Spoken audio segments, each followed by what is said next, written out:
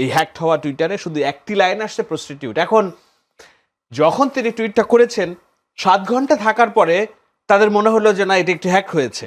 আপনি চিন্তা করুন কত বড় অসার এবং অথর্ব একটা। আমি বলছি না এটা ডক্টর শফিকুর রহমান নিজে লিখেছেন, কিন্তু তার যে অ্যাডমিন, তাদের যে পলিসি মেকাররা, দে বিলিভ দ্যাট যে নারী ইজ প্রস্টিটিউট। সুতরাং এটার দায়ভার ডক্টর শফিককে নিতে হচ্ছে এবং তাকে ক্ষমা চাইতে হচ্ছে। এবং তিনি এটা বিশ্বাসই করেছেন যে এটা হ্যাকড হয়ে থাকে, কিন্তু আমাদেরও বিশ্বাস ওনাকে সত্যটা জানানো হচ্ছে না। এইটা যারা জামাতের পলিসি নির্ধারণ করে, যারা বিশ্বাস করে, জামাত পরিচালিত করে এবং তাদের যে পরিচালিত বট বাহিনী, সবাই মনে করে নারী হচ্ছে প্রস্টিটিউট। একমাত্র ঢাকা বিশ্ববিদ্যালয়ের সুন্দরী ম্যাডাম মোনামি এবং ঝুমা ইনকলাব মঞ্চের এই দুইজন বাদে। একটু শাহেদ আলমের কাছে যেতে। শাহেদ আলম, আজকে দিন জুড়ে সবচেয়ে বেশি একেবারে যেটা বলে হট টক যেটা বলে, আজকে যে একটা জামাত আমিরের একটা ফেসবুক অ্যাকাউন্ট হ্যাক হয়েছে বলা হচ্ছে, এবং যদিও বলে একটা পোস্ট হয়েছে, এই পোস্টের বিরুদ্ধে যা ছাত্রদলের পক্ষ থেকে ঢাবি থেকে বিক্ষোভ করেছে আমরা দেখেছি। আবার এই পোস্টটা অর্থাৎ তার এক্স হ্যান্ডেলটা হ্যাক হয়েছে বলে জামায়াতের পক্ষ থেকে বলে তারা সংবাদ সম্মেলন করেছেন। আজকে জামায়াত আমি তিনিও বলেছেন যে যারা নারীদের সম্মান করতে জানে না তারাই আইডি হ্যাক করে কুরুচিপূর্ণ মন্তব্য করেছেন। শেরপুরে পৌর পার্ক মাঠে নির্বাচনী জনসভায় তিনি এই কথা বলেন। আপনি কি দেখছেন, বা যদি বিশ্লেষণ করতে বলি কি বলবেন?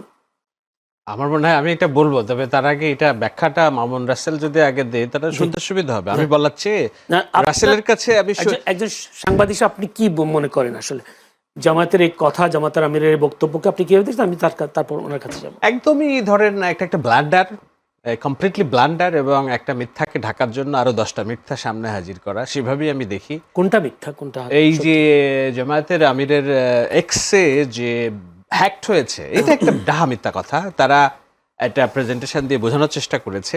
দেখুন, আমরা এক্স ব্যবহার করি আমি অন্তত 10 বছর। টুইটার ছিল সাবেক। আমি ফেসবুক ব্যবহার করি তারও 2008 সাল থেকে। জীবনে কোনোদিন আমার ফেসবুক এক্স হ্যাকড হয় নাই, কেননা আমি আমার সমস্ত কিছুকে নিয়ন্ত্রণ করার আগ দিয়ে আমার সোশ্যাল হ্যান্ডেলকে আমি কমপ্লিট সিকিউরিটি দিয়েছি। জীবনে কোনো দিনের জন্য হ্যাক হয় নাই।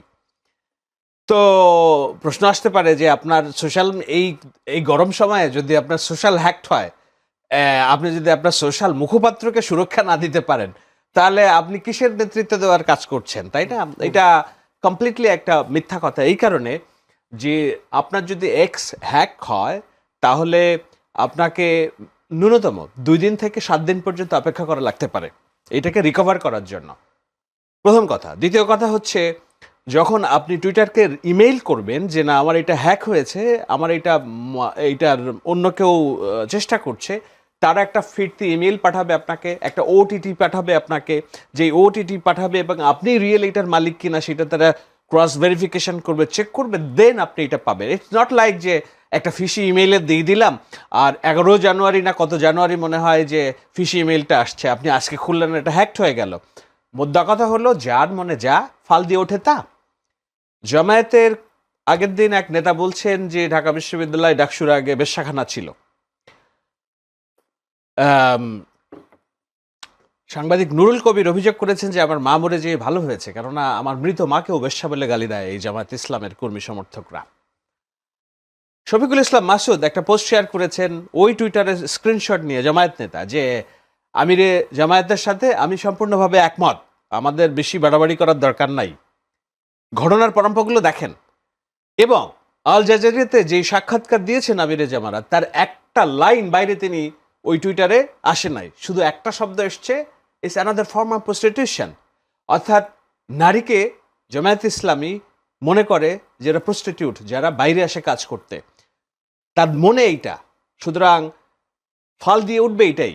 তার পক্ষে যারা বয়ান উৎপাদন করে সোশ্যাল মিডিয়াতে, আমি নাম ধরে বলতে পারি কিন্তু তাতে আপনার চাপ আসবে, তারা প্রত্যেকটা নারীকে মনে করে খাট যোদ্ধা, তারা মনে করে যে এটা গনিমতের মাল। সো এই যে মনস্তত্ত্ব, এটা জামাত ইসলামের রক্তে মগজে, তারা নারীকে এই চোখে দেখে। এবং বললাম তো, ডক্টর শফিকুর রহমান যেই সাক্ষাৎকার দিয়েছেন আল জাজিরাতে, তার বাইরে একটি লাইন আসে নাই এই হ্যাকড হওয়া টুইটারে, শুধু একটি লাইন আসছে প্রস্টিটিউট। এখন যখন তিনি টুইটটা করেছেন 7 ঘন্টা থাকার পরে তাদের মনে হলো যে না, এটা একটি হ্যাক হয়েছে। আপনি চিন্তা করুন কত বড় অসার এবং অথর্ব একটা। আমি বলছি না এটা ডক্টর শফিকুর রহমান নিজে লিখেছেন, কিন্তু তার যে অ্যাডমিন, তাদের যে পলিসি মেকাররা দে বিলিভ দ্যাট যে নারী ইজ প্রস্টিটিউট। সুতরাং এটার দায়ভার ডক্টর শফিককে নিতে হচ্ছে এবং তাকে ক্ষমা চাইতে হচ্ছে, এবং তিনি এটা বিশ্বাসই করেছেন যে এটা হ্যাক্ট হয়ে থাকে, কিন্তু আমাদেরও বিশ্বাস ওনাকে সত্যটা জানানো হচ্ছে না। এইটা যারা জামাতের পলিসি নির্ধারণ করে, যারা বিশ্বাস করে, জামাত পরিচালিত করে এবং তাদের যে পরিচালিত বট বাহিনী, সবাই মনে করে নারী হচ্ছে প্রস্টিটিউট। একমাত্র ঢাকা বিশ্ববিদ্যালয়ের সুন্দরী ম্যাডাম মোনামি এবং ঝুমা ইনকলাব মঞ্চের এই দুইজন বাদে আর সব নারী তাদের কাছে একই, খাটযোদ্ধা, prostitute. That's very disrespectful, very frustrating, and this is complete, this is disgusting. But আমি খুশি যে এটার বিরুদ্ধে সারা দেশে প্রতিবাদ হয়েছে, গার্মেন্টস শ্রমিকরা রাস্তায় নেমে এসেছে, ঢাকা বিশ্ববিদ্যালয়ের শিক্ষার্থীরা রাস্তায় নেমে এসেছে। জামায়াত ইসলাম আজ করতে পেরেছেন যে ব্লান্ডারটা কোথায়, তারা সরাসরি ক্ষমা চেয়েছেন। সুতরাং আমার মনে হয় না এটা আর বাড়বে খুব বেশি, কিন্তু 2 টাকা দামের মুরগি গেল, শিয়ালের মন্ত বোঝা গেল, প্রবাদ আছে না? তো আমার মনে হয় জামায়াত ইসলামী নারী সম্পর্কে কি ধারণা পোষণ করে, কেন তাদের কর্মঘণ্টা আটকিয়ে রাখতে চায়, কেন তাদেরকে ঘরের মধ্যে রাখতে চায়, কেন নেতা বেশ্যা বলে গালিয়ে দেয়, কেন যারা তাদের বিরুদ্ধে আচরণ করে রাজনৈতিক পলিসির, ইনক্লুডিং মি, যে একটা নুরুল কবির সাংবাদিক সবার মা বোনকে বেশ্যা বলে গালি দেয়, এটা হলো তাদের রাজনীতি এটা। এবং আমার মনে হয় রাসেল, আল মামুন রাসেলদেরকে একটু কাজ করতে হবে এই জায়গা থেকে বেরিয়ে আসার জন্য। আমার একটা প্রশ্ন, যে ঢাকা ইউনিভার্সিটির সবগুলো কিছুতে একজন ছাত্রী কি ভোট দিয়েছেন, অন্য ছাত্রীরা ভোট দেননি, শিক্ষার্থীরা? কোথায়? ঢাকা বিশ্ববিদ্যালয়ে যে কথাটা বললেন। না, আমি বলছি পাবলিক প্লেসে যারা লেখালেখি করেন তাদের মধ্যে ইনকলাব মঞ্চের ঝুমা, যে ডাকসু ধরে লড়ছে, এবং শিক্ষিকা মনামি, এই দুইজনকে ছাড়া আর কাউকে শিবির শ্রদ্ধার চোখে দেখে না। এই দুজনকে নারী মনে করে, বাকি সবাইকে মানে এটা জেনেও তারপরে ঢাকা বিশ্ববিদ্যালয় তাদেরকে ভোট দিয়েছে। এখন আমি ঢাকা বিশ্ববিদ্যালয়ের ভোট নিয়ে ব্যাপক স্কেপটিক্যাল। না যেহেতু তুললে ধন্যবাদ, আমি স্কেপটিক্যাল। এবং ওটা তো ঢাকা বিশ্ববিদ্যালয়ে যারা সংসদে নির্বাচিত হয়েছে তন্নি থেকে আরো অনেকেই, তারা তো প্রকাশ্যে এটার কথা বলছে যে it's a different character, different look. এখন আপনি আজকে সামান্তা শারমিন একটা পোস্ট শেয়ার করেছে, আপনি দেখেছেন কিনা, যে সব হচ্ছে ভেড়ার পাল, কিন্তু মাঝখানে ভেড়ার মুখোশ পড়ে আছে একটা নেকড়ে।